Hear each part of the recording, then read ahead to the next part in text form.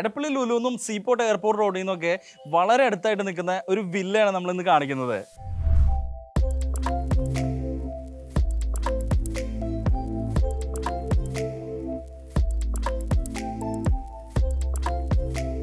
Hi, ഞാൻ അജീഷ് നാരായണൻ. റിയൽറ്റിയുടെ പുതിയ വ്ളോഗിലേക്ക് എല്ലാവർക്കും സ്വാഗതം.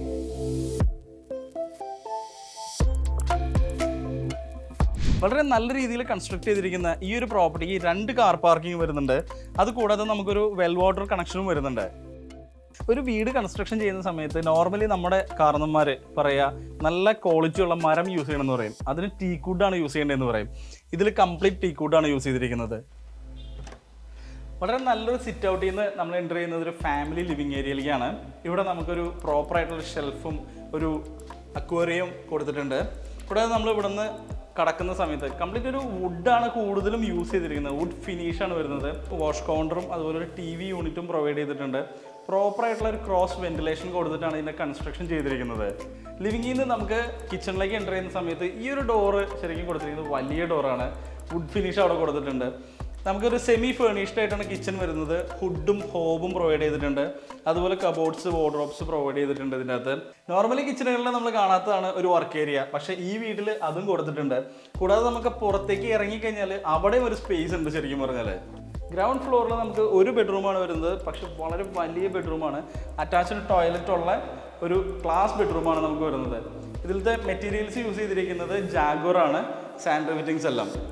നമ്മൾ സ്റ്റെയറിന് അങ്ങോട്ട് വരുന്ന സമയത്ത് നമുക്ക് സ്റ്റെയറിന് താഴെയായിട്ട് ഒരു ഇൻഡോർ പ്ലാന്റ് ഒക്കെ സെറ്റ് ചെയ്യാൻ പറ്റുന്നൊരു ഏരിയ കൊടുത്തിട്ടുണ്ട്.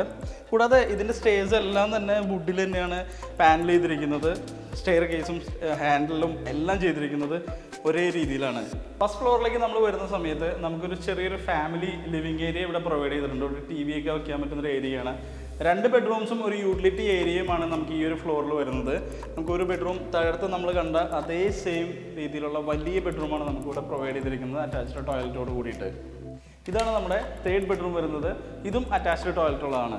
ഇനി നമുക്ക് കാണിക്കാനുള്ളതാണ് നമ്മുടെ യൂട്ടിലിറ്റി ഏരിയ. അതിന് മുന്നേ നമുക്ക് 2nd ഫ്ലോറിലേക്ക് പോകാനായിട്ട് സെയിം ടീക്വുഡ് യൂസ് ചെയ്തിട്ട് ഇവർ കൺസ്ട്രക്ട് ചെയ്തിരിക്കുന്ന ഇൻറ്റേർണലി കൊടുത്തിരിക്കുന്ന ഒരു സ്റ്റെയർ കേസ് നമുക്ക് കാണാം. അവിടെ നിന്ന് നമുക്ക് യൂട്ടിലിറ്റി ഏരിയ പ്ലസ് നമുക്കൊരു പുറത്തേക്കുള്ളൊരു വലിയ ബാൽക്കണിയും വരുന്നുണ്ട്. അവിടെ പ്ലാൻസ് ഒക്കെ ചെയ്യാൻ പറ്റുന്നൊരു ഏരിയ കൂടിയിട്ട് പ്രൊവൈഡ് ചെയ്തിട്ടാണ് ഈ പ്രോജക്റ്റ് കംപ്ലീറ്റ് ചെയ്തിരിക്കുന്നത്.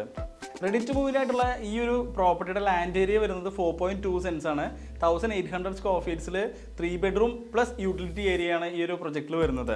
നമ്മുടെ ഇതിൻ്റെ എക്സാക്ട് ലൊക്കേഷൻ പറയുകയാണെന്നുണ്ടെങ്കിൽ നമുക്ക് സീപോർട്ട് എയർപോർട്ട് റോഡിൽ നിന്ന് ഒരു 300 മീറ്ററും വള്ളത്തോൾ ജംഗ്ഷനിൽ നിന്ന് നോക്കി കഴിഞ്ഞാൽ ഒരു 300 മീറ്ററിലാണ് ഈ പ്രോപ്പർട്ടി നിൽക്കുന്നത്. തൃക്കാക്കര അമ്പലം, ക്യുസാറ്റ് ഇവിടേക്ക് ഈസിലി ആക്സസ് ചെയ്യാൻ പറ്റുന്നൊരു ഏരിയയിലാണ്. നല്ല റെസിഡൻഷ്യൽ ഏരിയയാണ്. നല്ല റോഡ് ആക്സസ് ഉള്ള പ്രോപ്പർട്ടിയാണ്. ഈ ഒരു പ്രോപ്പർട്ടിയുടെ പ്രൈസ് പറയുന്നത് 1,50 ലക്ഷം രൂപയാണ്. എല്ലാ ബാങ്കിൽ നിന്ന് ലോൺ എടുത്ത് നമുക്ക് ഈ ഒരു പ്രോപ്പർട്ടി പർച്ചേസ് ചെയ്യാൻ സാധിക്കും.